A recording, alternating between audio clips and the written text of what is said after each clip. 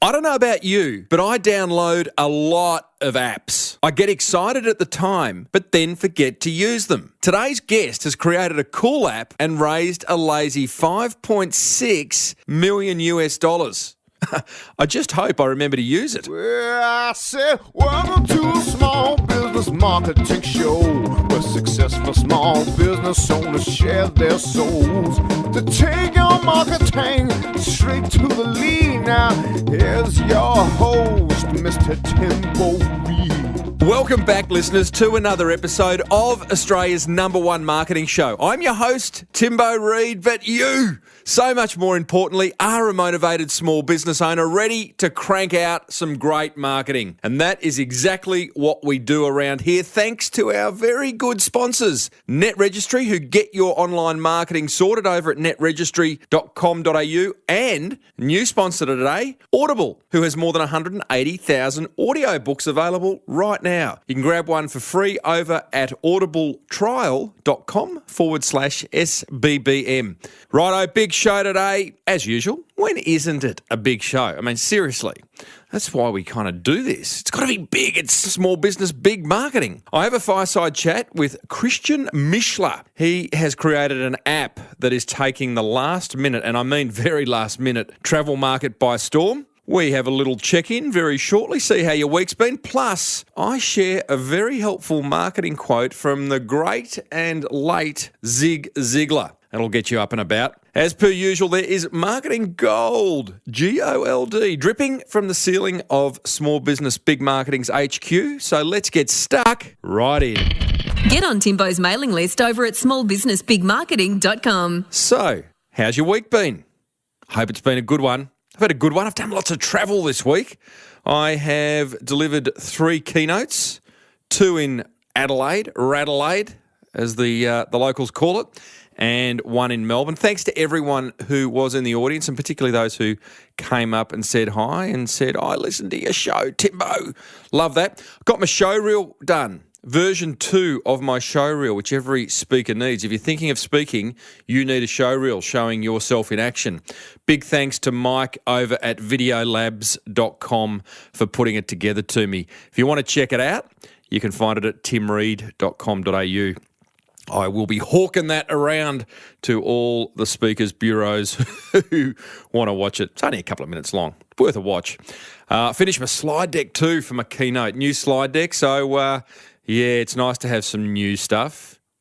You can run the risk of getting a bit bored with your existing marketing materials, which is always a bit naughty because no one else is getting bored of them. But I felt it was just time to up the game, up the ante, if you know what I mean. Spent a bit of time in the forum too. Great to see some members getting some free publicity. One in the local paper, another one on the TV show Getaway. Love that. Keep getting the free publicity, guys, as I said in last week's episode. And I've got an exclusive webinar for forum members only with Google AdWords expert, approved by Google, Mike Rhodes. That's coming up in a couple of weeks' time, so go ahead and join the forum if you want to be a part of that. Overall, a absolutely ripper week, and I hope yours was too, and the one ahead is looking even better. Join the Small Business Big Marketing community and have your marketing questions answered by other motivated business owners, including Timbo, over at crankmymarketing.com. So, today's guest, Christian MISCHLER. He is the founder of a very cool little app called Hotel Quickly, and it's a disruptive app. Gosh, I love a bit of disruptive marketing and product development. It's disruptive because it's a last-minute hotel booking app, but it's last minute in the sense that you can only get a room 48 hours ahead. So it's not one of these, the last-minute type travel sites that you can book 4 months ahead, and we talk about that in the interview. It's had 1 million downloads to date. He's raised 5.6 million US dollars. So it's he's an impressive fellow, is Christian. We talk about where the idea came from, how he raised the money, the risk of sharing ideas with friends, how to maximise downloads and loyalty in that tough app market, and how he's developed some amazing partnerships with companies like Uber and Westpac. He was sitting at his hot desk at Fishburners, which is one of the most technically advanced co-working spaces in Australia, and he texted me on the way to the interview because he was running a bit late. He texted me the link to his Uber ride, which allowed me to track exactly where he was. He was trying to prove to me that he was late. Very apologetic he was. He is clearly a technology geek. So I started off by asking Christian what technology he's most excited about right now. Yeah, that's right. I'm a big fan of Uber, and especially because you can share your ETA with whoever you're gonna meet. And I was running late for our appointment, so I think for this purpose it's also good for whoever you're meeting that to see when you can expect the person to arrive. I think these mobile technologies really give us an advantage at this point. I think it's really exciting to see what is possible now that we all have like smartphones in our pockets.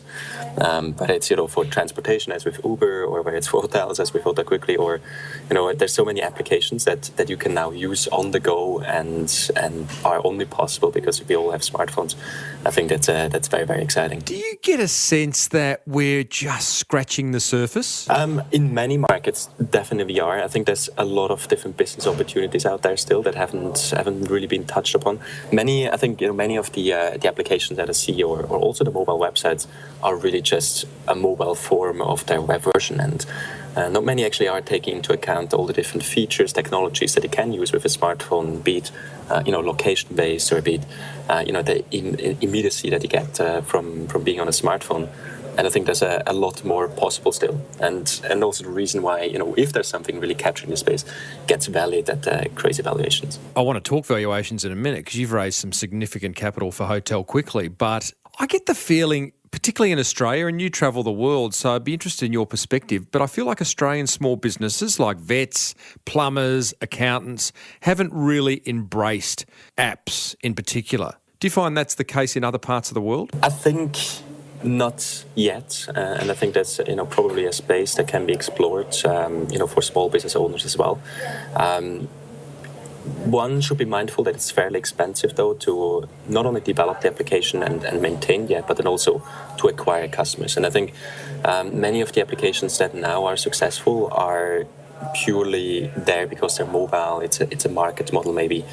In order to engage with end customers that otherwise wouldn't use a mobile application, maybe it's too expensive to develop an application purely for that purpose. Why is an app so expensive? Because it's still new, right? So it's only a couple of years old that smartphones have been sort of invented and made market ready. It's still fairly new, so it's purely like the technology in itself is young, and there's not too many developers out there. Now everybody, of course, realizes mobile is a space that we should explore, and these developers are in big demand. So if you want to have a good developer, either you go through some provider that can create an application for you that you don't have to hire your developers yourself, but they're also hugely in demand, so they can just increase the prices and charge horrendous hourly wages for that. Do you think, going back to the kind of bricks and mortar businesses that I talked about earlier, your vets and your plumbers, do you think that they should be seriously considering having an app as part of their marketing strategy, or is it a nice to have? As a plumber, right, you could have like for the maintenance, for instance, or you could have like tips in there. How can I'm not too familiar with the whole plumbing space, but how could you maintain your own equipment, or you could also even then start to extend like maybe an online service, right, that you could sell through the application, and then you could become like a marketplace that other plumbers could also tie in. If then as an end customer you need a plumber, you could go through this application and then find somebody. You will get as a plumber, you get a commission if you get somebody else to do the job for you, etc. So I think it could be a way to gain reach. I don't think necessarily in like the traditional way, just as an advertising platform, but to engage better and to create sort of a network of plumbers. And this could easily be started by one plumbing company itself, right? So you can be an extension or a changed approach to the plumbing industry. So. Fair enough. Now, Christian, I'm keen to find out how Hotel Quickly came about and managed to raise a whopping 5.6 million US in funding. But before we do, here's a quick word from our sponsor. A common complaint I hear from small business owners is that marketing their business online does their head in. Sound familiar? Is your website not producing the results you'd love? Is it hard to update? Does it rank poorly on Google? If your head's nodding, then maybe it's time to give Netregistry a buzz. They'll get your online marketing sorted quickly and cheaply. Netregistry actually host the Small Business Big Marketing website. You don't need to be a pro when it comes to the internet team, because they are. And they make it simple and straightforward, getting you a domain name, website hosting, design, whatever you need to market your business effectively online.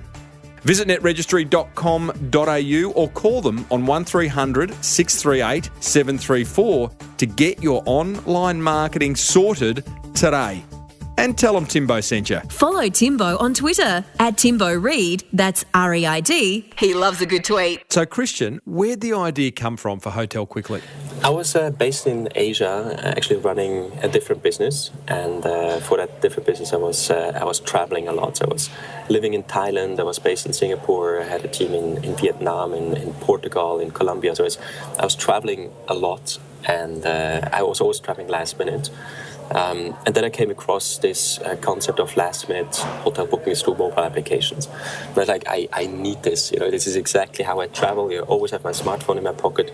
Sometimes, I didn't even carry a laptop, because it was just too heavy. And always had my smartphone. My emails, etc., always in my hand, sort of, because I had a smartphone. And because I was always traveling last minute, when I was like, okay, I need to have something that is dedicated for last-minute traveling. And then I reached out to some of my old friends back from university. Thomas is the CEO now, with whom I started in Europe. Then Michael is a CTO, also from Europe. Then two friends, Marion and Raphael, one from a previous company and one with whom I also studied in Switzerland. We formed the founding team, and we all started in Asia. In 6 countries, we launched in 2013, and then start to expand. And before you tell us about that expansion, the idea with last minute travel wasn't a new idea. I mean, there was Last Minute, there was whatif.com, there's all those sites. But is what you identified, how do you define last minute travel? I think last minute was last minute about 10 years ago, and then it got more like plan ahead, and it wasn't as last minute anymore. The prices weren't last minute either, because sometimes you could actually find lower prices on non-last minute booking sites. So the whole last minute term got a little diluted, I'd say. Mate, I so agree with that, and clearly that you saw a gap there, because I use Last Minute and What If for my travel needs sometimes, and I go there now, and I feel let down. I feel like, really, I can book. That's not last minute. I can book 2 months ahead, and the prices, if you are willing to shop around, they're all. I mean, they're not. They don't feel cheap. They don't feel special. And then you've got sites like Trivago coming up, and you're right. I mean, it's a very watered down, generic, no longer exciting marketplace. So your spin on that was to go last minute is last minute, and is it 48 hours for you? Yeah, you're absolutely right. So it's really last minute. So it's only you can check in tonight or you can check in tomorrow, but you cannot book for even like the day after tomorrow. You can book up to 5 nights, but the first night needs to be today or tomorrow. And the reason why we follow this path is because if you're spontaneously traveling somewhere, in Sydney, you want to go to Blue Mountains for the weekend, you want to get out of the city, or in Brisbane, you want to go to Gold Coast. You're usually not planning ahead, right? So it's a spontaneous decision. You have your smartphone with you, you fire up the application, and because it's so last minute, we actually do have lower prices than everybody else. So we're always cheaper than the What Ifs, the Expedas, the Booking.coms, because it's so last minute. We sell basically distressed inventory of hotels, rooms they otherwise couldn't sell. They're happy to sell through application because it's really last minute. I love speaking to people like you who have experienced a problem in their business life, in your case, which was you're travelling a lot, always needing last minute bookings, and you've identified a gap in the market, and you've actually gone and actioned it. So you've rung your mates, the blokes you mentioned earlier. You've said, what do you think about this? You're already operating, because in previous lives you've been operating in kind of the app space and the tech world. So this is not a big leap for you, but did you then go out is it that when you raised 5.6 million US? Well, first we all, financed it ourselves because we truly believed in this space, and we saw, how people, we were talking to people about our idea, and they were like, "Wow, that's awesome! I would definitely use this."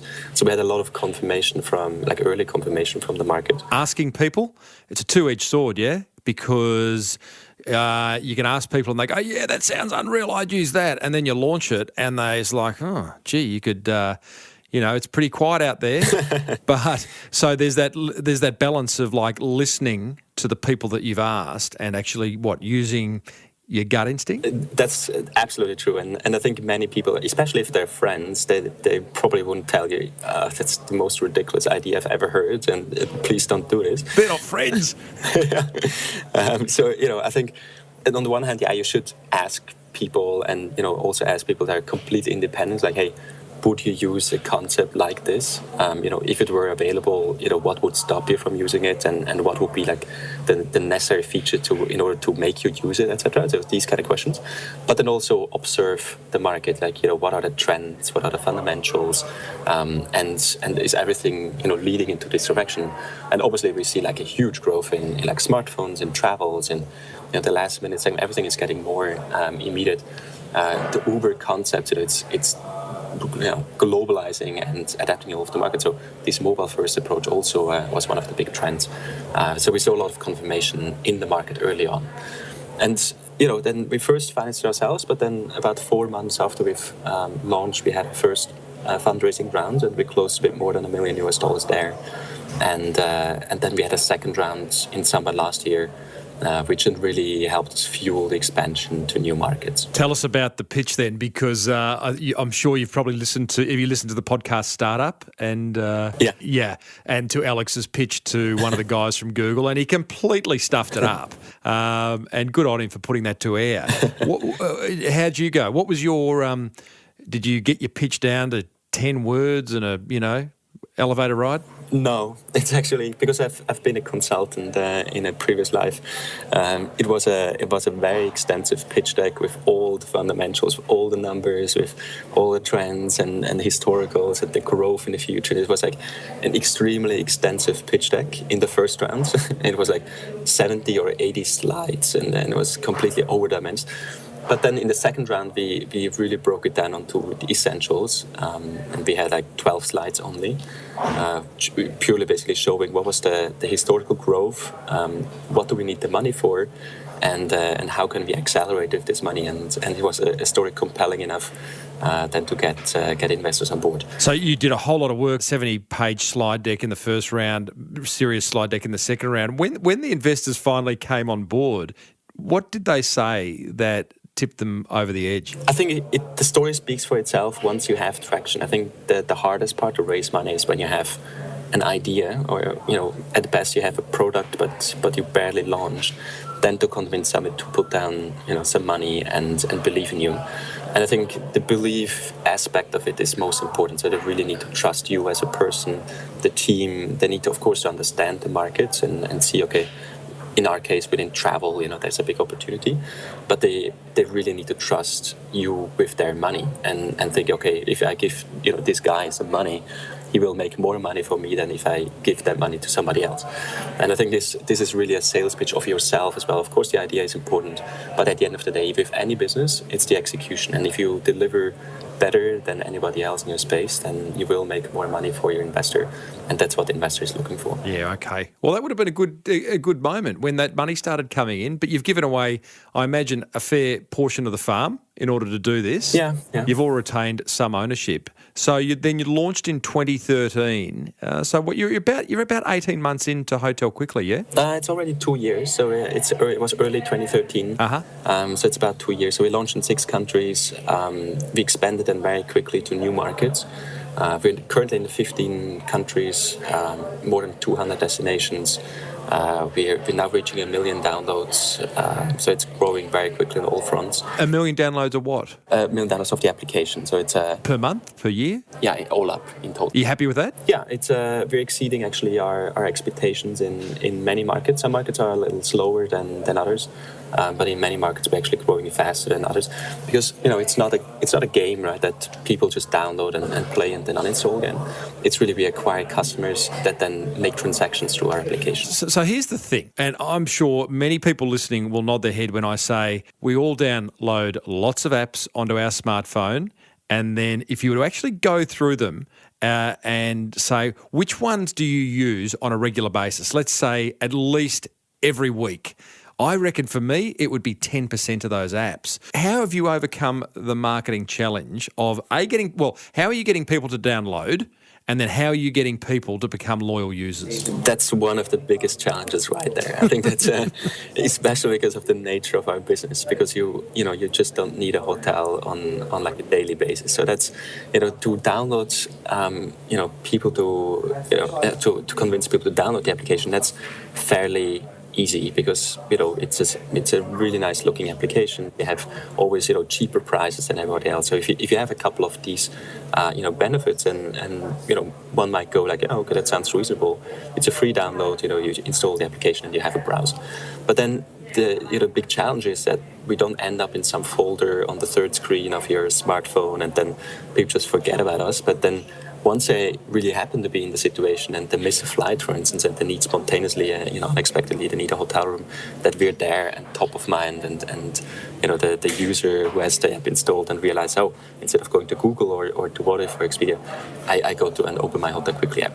So that's the big challenge, and we do this a lot with engagement through the application. We have some push notifications. We have emails. We're really strong in social media as well. So that we're constantly sort of in the back of a user's mind, without being intrusive, but sort of be close enough to his thought level that once he needs a hotel, that he realizes, actually, I have Hotel Quickly and I'm going to save some money if I book through them versus if I book through another channel.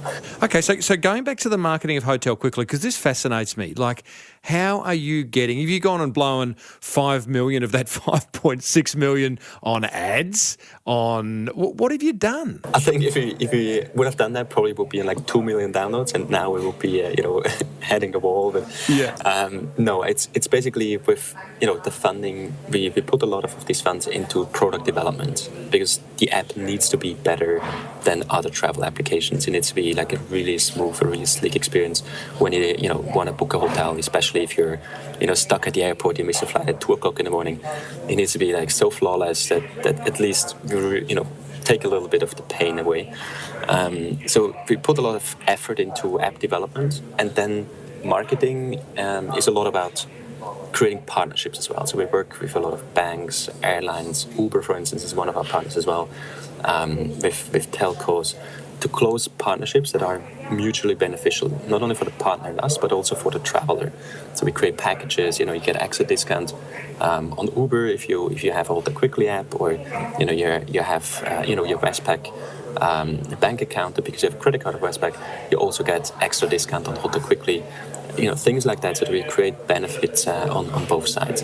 And with that, we create a more sustainable growth, because these partners, of course, also help us to acquire customers, but then also, again, to stay top of mind. That's massive. The whole partnership thing gives you so much leverage, and not only leverage because you're going out to a wider audience that someone else owns, but big brands, so the cachet that comes with that. So here's a little Hotel Quickly, now in bed with Uber, with Westpac. Like, how? Yeah, I mean, it's an exciting new product, especially in the financial industry. It's sometimes hard to differentiate your products, and all you can do is basically serve your customers better and have like more added benefits if you have a bank account with one bank versus with another bank. And being on the forefront of this and partnering with a product like Hotel Quickly, a bank manages to differentiate from others who just go with the established players that is a safe bet. So we take a little risk in partnerships, can positively differentiate these banks from others. And with Uber, for instance, it's a mutual benefit. So we helped Uber a little bit with their expansion in Asia once they first launched. We have the same users, right? It's mobile only, it's travel, it's on the go. You pay with a credit card, so it's smartphone users. So it's a very similar target group, and there just makes a lot of sense to team up. Yeah, mate, they're great partnerships. Well done on getting them. I notice you have just launched the app for the Hotel Quickly app for the Apple Watch. Yeah, correct. Yeah. Are you excited? Now I want you to take off your partnerships hat, your Hotel Quickly hat. Are you excited by the Apple Watch? I think the Apple Watch will create even more immediacy in terms of like how we interact with our applications. You don't even have to take out your smartphone anymore. The app is basically constantly there. You always have your hands basically free, and you still have access to the applications. In our case, it's an extension of the application. So, for instance, you book a hotel, you put all your luggage back. You want to go, you travel somewhere. If your luggage, you go to the taxi. You don't have to take out everything again. You just show your watch and to the cab driver, and the taxi driver will take you to the address. It's enabling or making smartphones even more useful. I don't think that the watch itself will become like a standalone product to this point, at least. I think it will take some time still until the Apple Watch will be capable of being just a device on its own. But I think it's a great extension of the smartphone. And, Android, has done it already for like 2 years. There's the smart gear for Samsung, and they show what is possible. So far, it hasn't really been adopted by the public, but I think with Apple's superior marketing strategies and ability to really capture people's minds and get them embracing new technologies, I think they may help to create a breakthrough in this respect. Hope you're enjoying this little fireside chat. Just a quick word from sponsor Audible, who is offering you a free audiobook of your choice and a free 30-day trial membership. Just go to audibletrial.com/SBBM and choose from over 180,000 audiobooks. Download a title for free right now. Well, after the show's finished. Seriously, it's that easy. Go to audibletrial.com/SBBM and get started today. Do you need a speaker for your next conference? Recommend Timbo to your event organiser. Or better still, book him. Tim Reid, that's reid.com.au.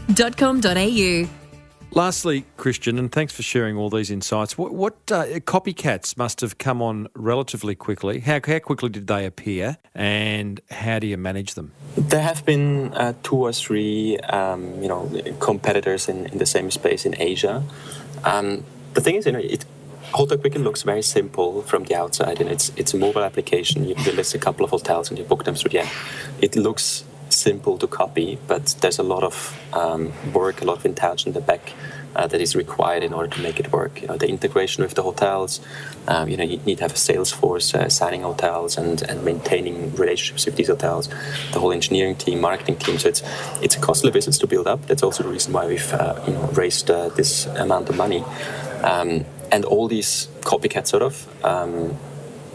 died in the meantime. So it's hard to execute. And as I said previously, it's like your idea is, can be good, but at the end of the day, it's the execution that needs to be superior, and then you'll make it. Clearly, there's a lot of work going on in the background. That's obvious. But one of the things I noticed when using the app was that I liked how I was in Melbourne. It said there's six hotels available for you right now, and then it said something down the bottom of like.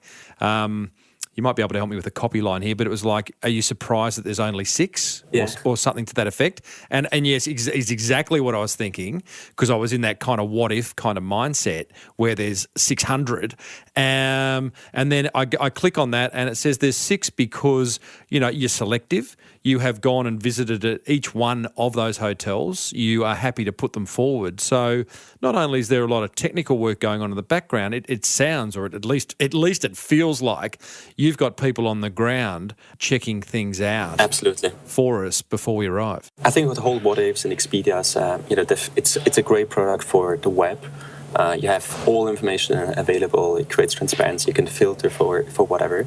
But once you're on a smaller screen, once you're on a smartphone, this becomes a burden. It's not a help anymore if you have to go through 600 hotels. Yeah, nightmare. So we want to, do all the work for you. We've selected the best 3, 4, 5-star hotels according to ratings. It's in great locations, great reviews. We've visited all of these hotels. We picked these, and they're always cheaper than anywhere online. So we have basically all the filters that you would anyways apply on a website in order to find your preferred hotel. We've already applied, and then we pick the best deals and show you only these deals. Love it, mate. Well done. Thank you for sharing that. Haven't had the app discussion on this show for a while, so it was timely that you come along. Listeners, Hotel Quickly is the name of the app. Go and download it, play with it. If nothing else, have a look at what is a very beautiful user interface. And I suggest you bombard Christian with questions on his Twitter account, which is at Chris_MISCHLER, MISCHLER. You don't mind us doing that, do you, Chris? Not at all. Not at all. Good on you, mate. Thanks for sharing. Thank you very much for having me. What an impressive fellow is young Christian MISCHLER. Be sure to hit him up on Twitter. And I want to share my top 3 learnings thanks to Netregistry and Audible following what I found to be a very insightful fireside chat. Number 1, work on mutually beneficial partnerships. Partnerships are massive because all of a sudden you've got that leverage of taking your brand to a whole other tribe of people who may want to benefit from it. And Christian's partnerships with Westpac and Uber, boy, that is impressive. Number 2, work hard at ensuring your website looks beautiful with an interface that users want to engage with. If you have a look at Hotel Quickly's interface, it really is quite beautiful and you can't help but want to kind of have a look around. Number 3, make apps more top of mind. There really are some amazingly helpful ones out there, like Uber, like Hotel Quickly, like Downcast, which is what I listen to my podcasts on. You can download an app and then forget it's there, but there is some amazing apps that kind of make life a little bit easier, and that's a good criteria for choosing one. I'd love to know what your favourite app is, so be sure to leave a comment in the show notes for episode 240 over at smallbusinessbigmarketing.com. Zig Ziglar once said, if you can dream it, then you can achieve it. You will get all you want in life if you help enough other people get what they want. Nearly at the end. Next week we are joined by physiotherapist turned entrepreneur Luke Goodwin, who's invented a very clever sock.